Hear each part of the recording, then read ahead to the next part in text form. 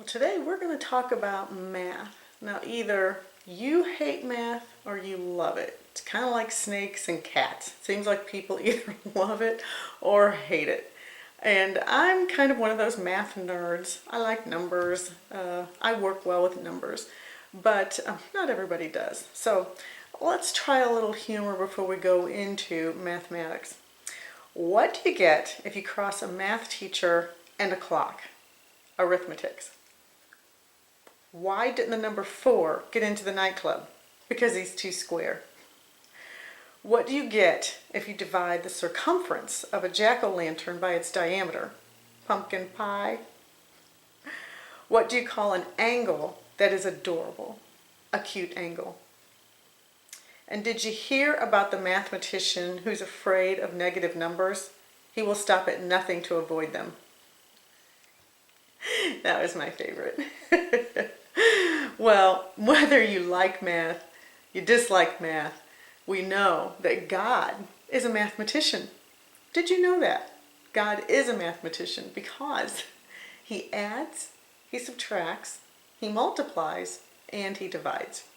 And I'm going to go through the word just to give you examples of this and to show this to you, which I think is pretty cool. So we're going to start in Proverbs with addition. And this is verse 22, or actually chapter 10, verse 22, in the New Living Translation. And it says, "The blessing of the Lord makes a person rich, and he adds no sorrow with it." So this is kind of two parts. The blessing of the Lord makes a person rich. Now, I don't want you to think I am teaching a prosperity gospel. That's not what I mean. I don't think that's what the Lord means. It's not money. It's not even possessions. Not that those are evil in among themselves. But the blessing of the Lord is what makes a person rich. And the blessings that I think are the best are the spiritual blessings. But God gives all kinds of blessings. He adds them to our lives. But the second half of the verse says, and he adds no sorrow with it. That's some pretty good addition, adding no sorrow.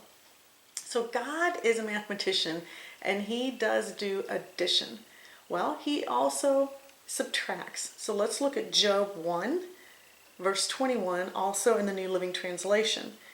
And he said, and this is Job speaking, "I came naked from my mother's womb, and I will be naked when I leave. The Lord gave me what I had, and the Lord has taken it away. Praise the name of the Lord." This is a very common verse when we think about the Lord taking something away from us, when we think about him subtracting. And it's true, the Lord can take things away, and we have to accept his will if we trust him, and we know that he always has good purposes for us, even when we don't understand it, even when it makes no sense. And I've been there, and I bet you have too. But I'm going to take a little different twist on this verse. I'm not trying to take it out of context. I just want you to see an angle of subtraction in the Lord that brings me great, great comfort. Many times, if we allow him, the Lord takes things, he subtracts things from us that are not good for us, that are not healthy for us, that are not helping us in any way. I've seen it so many times in the healing prayer ministry that I'm in. I see the Lord take bitterness, take unforgiveness, take hurt, take wounds from people and replace them with his spirit and his gifts. And he's done it so many times for me. I can't tell you how many times the Lord has taken things from me, subtracted them from me, and I have been so much better for it. So that's kind of my take on subtraction. So he adds, he subtracts, and he also multiplies. So let's look at Jeremiah 30:19, and this is the New Living Translation. It says, "There will be joy and songs of thanksgiving, and I will multiply my people, not diminish them. I will honor them, not despise them." So the Lord does multiply. And if you have walked with him for any length of time, you have submitted your life to him, you know that. You know, you've experienced how he multiplies. It's a good, good thing. We can never outgive him. He always gives more than we can give. And so he multiplies. And this says he multiplies his people, and he does not diminish them. So it's a good word. He adds, he subtracts, he multiplies, and he also divides. And this verse quickly came to my mind, and it's Hebrews 4:12, and this is the New International Version. And it says, "For the word of God is alive and active, sharper than any double-edged sword.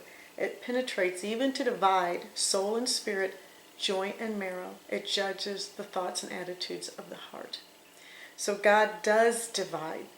He divides us by his word. He divides our soul and our spirit. We are three parts, body, soul, and spirit, and each one is individual and each one is separate. They all do connect to one another. They all affect one another. But his word will come in and it will divide that so that our spirit will lead our soul, and our spirit will lead us even physically in our body. So it divides. God adds, subtracts, multiplies, and divides. And each and every one is by his purpose and for his purposes. Some of them may be painful. Sometimes it may even be crushing. You know that's true of Job if you know his story. And sometimes, as in Job's story, it can be incomprehensible. We may not understand at the time. We may understand in hindsight. But there's times and there's situations that we go through with the Lord that we won't understand until we get to heaven. But we have to trust him, whether he's adding, subtracting, multiplying, or dividing. So I want to close with Psalm 16, verses 9 and 10. This too is in the NIV version. It says, "Therefore, my heart is glad and my tongue rejoices. My body also will rest secure, because you will not abandon me to the realm of the dead, nor will you let your faithful one see decay." And I think that's a good word to help us just to remember that no matter what, we can trust him. He is a mathematician, and whether he's adding, subtracting, multiplying, or dividing in your life right now, you can trust him through it all. My name is Candy Rice, and this is Living Hope, and it's a ministry where I speak the physical, mental, and spiritual healing truths of God and his word as I've learned them from his word, as I've experienced them, and I pray that they bless you. If you'd like me to come speak at your church service, at your small group meeting, at a conference or retreat, just contact me. You can reach me at candyrice.org or through Facebook Messenger. So, God is a mathematician. Where are you at right now? Are you in the addition, subtraction, multiplication, or division?